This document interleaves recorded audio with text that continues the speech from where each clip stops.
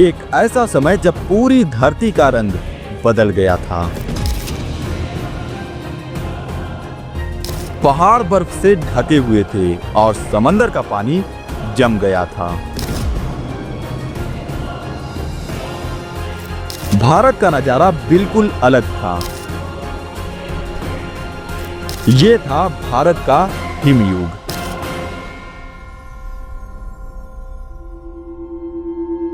ये कहानी है आज से लगभग 25 लाख साल पहले की। इस वक्त दुनिया का टेम्परेचर बहुत कम हो गया था।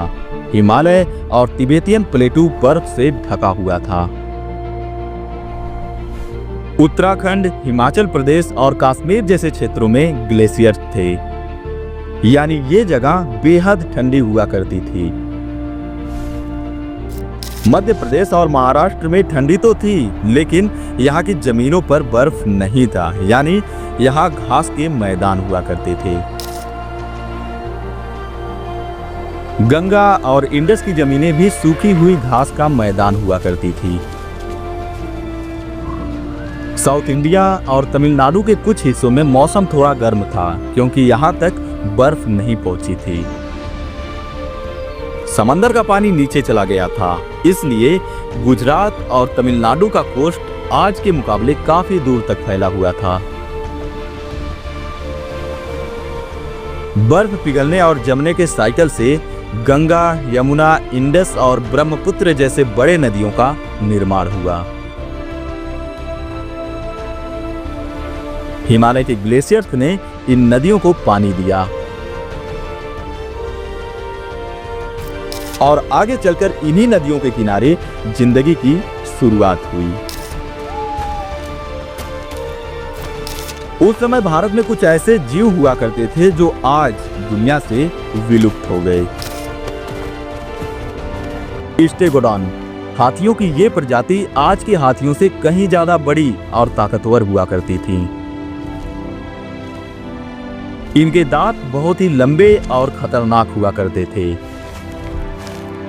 ये हाथी जंगलों और घास के मैदानों में रहा करते थे। ऊली राइनोसेरोस, ये राइनोसेरोस आज के राइनोसेरोस से काफी ज्यादा ताकतवर हुआ करते थे। इनके शरीर पर लंबे घने बाल हुआ करते थे, जो इन्हें आइस एज की ठंड में जिंदा रखने में मदद करते थे। बड़े दांतों वाली ये बिल्ली, जिन्हें अक्सर सेबर टूथ टाइगर भी कहा जाता है, लेकिन असल में ये टाइगर की प्रजाति नहीं थे। ये एक शिकारी जानवर थे जो अपने तेज दांतों से शिकार को दबोच लेते थे। इसके दांत 18 से 20 सेंटीमीटर तक लंबे होते थे। ये जीव ग्रासलैंड यानी घास के मैदान में रहना पसंद करते थे, क्योंकि यहाँ पर इन्हें बड़े शिकार आसानी से मिल जाया करते थे। जायंट डियर, ये हिरन दुनिया के सबसे बड़े हिरन में से एक थे। इनकी सबसे बड़ी पहचान थी इनकी सींग, जो 3.5 से 4 मीटर तक चौड़ाई में फैली हुई थी। हिरन की ये प्रजाति 4 लाख साल से लेकर 7,000 साल पहले तक पृथ्वी पर मौजूद थे। केव हाइना, ये जीव आज से लगभग 11,000 साल पहले तक पृथ्वी पर मौजूद थे। ये प्रजाति आज के हाइना से थोड़ी बड़ी और मजबूत हुआ करती थी। इनके दांत इतने मजबूत होते थे कि हड्डी तक को तोड़ देते थे।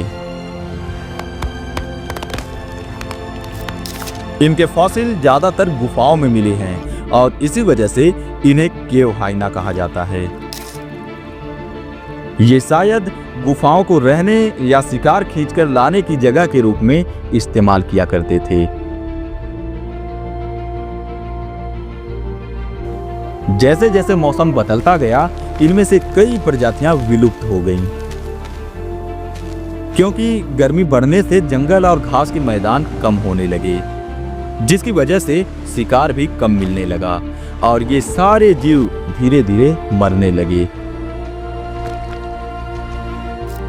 और शायद इनके विलुप्त होने में इंसान का भी हाथ रहा हो, क्योंकि उस वक्त इंसान सिर्फ शिकार पर ही निर्भर था।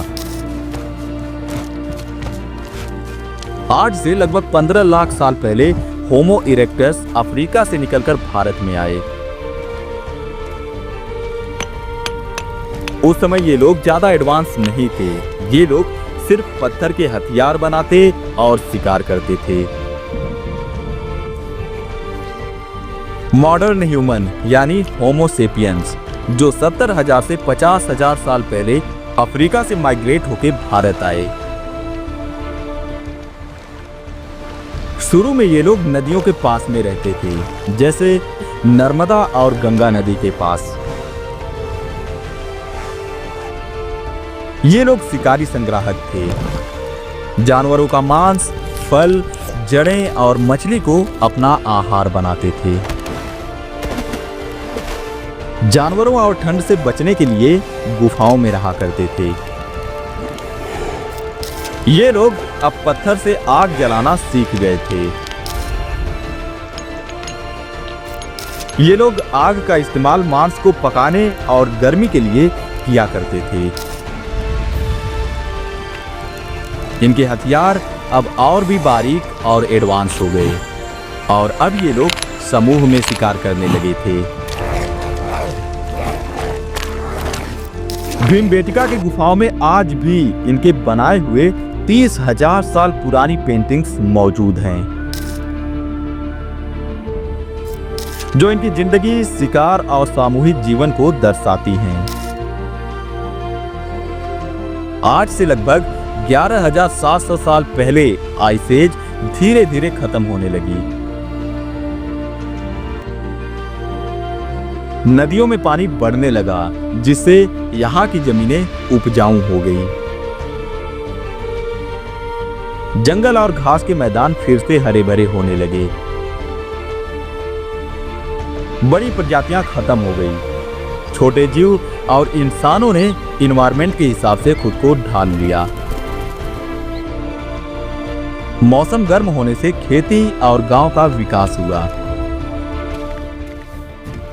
मेहरगढ़ जैसे पुराने गांव बने, जहां खेती और पशुपालन शुरू हुआ।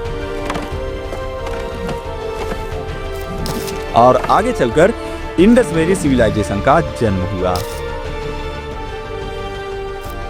मैंने इस पर डिटेल में एक वीडियो बनाया हुआ है, जिसका लिंक डिस्क्रिप्शन में है, आप जाकर वहां से देख सकते हैं। ये थी एक ऐसी दुनिया जहां बर्फ ने हिमालय का रंग बदला, जानवरों का अंत हुआ और इंसानों को जीवन जीने का एक नया तरीका दिया। जब आप गंगा के किनारे खड़े होते हैं या भीमबेटका की गुफाओं को देखते हैं, तो याद रखिए ये वही जगह है जहां हमारे एंसेस्टर्स यानी हमारे पूर्वज बर्फ, भूख और मुश्किलों से लड़कर जिंदा रहे। तो वीडियो अगर पसंद आई हो तो वीडियो को लाइक और चैनल को सब्सक्राइब जरूर कर दीजिएगा।